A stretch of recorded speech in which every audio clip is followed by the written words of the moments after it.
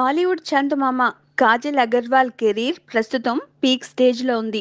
30+లోకి వచ్చాక క్రేజీ ప్రాజెక్టులు దక్కించుకుంటూ mega comeback ఇచ్చిన ఈ భామ చేతిలో మంచి సినిమాలే ఉన్నాయి. వీటితో పాటు మరిన్ని సూపర్ ఛాన్సులు కూడా అమ్మడి చేతిలో వాలుతున్నాయి. వీటిలో ఒక ప్రాజెక్ట్ మాత్రం భలే ఆసక్తి కలిగిస్తోంది.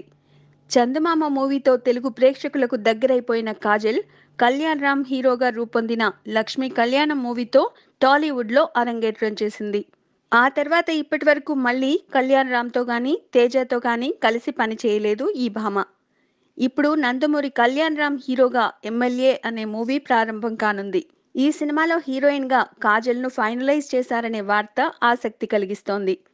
తన తొలి హీరోతో మళ్ళీ ఇప్పుడు చందమామ జట్టు కట్టడం ఒక విశేషమైతే, ఇదే సమయంలో రానాతో చేస్తున్న నేనే రాజు నేనే మంత్రి సినిమాలో కూడా హీరోయిన్గా చేయడం ఒకెత్తు. అందులో రాజకీయ నాయకుడి వైఫ్గా నటిస్తోంది ఈ అమ్మడు. అంటే ఒకేసారి కాజల్ 2 పాత రిలేషన్స్ను మళ్ళీ మొదలు పెడుతోందన్నమాట.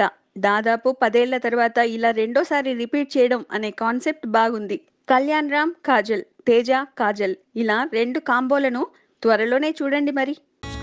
Please subscribe. Hi, it's me Purna. Please subscribe.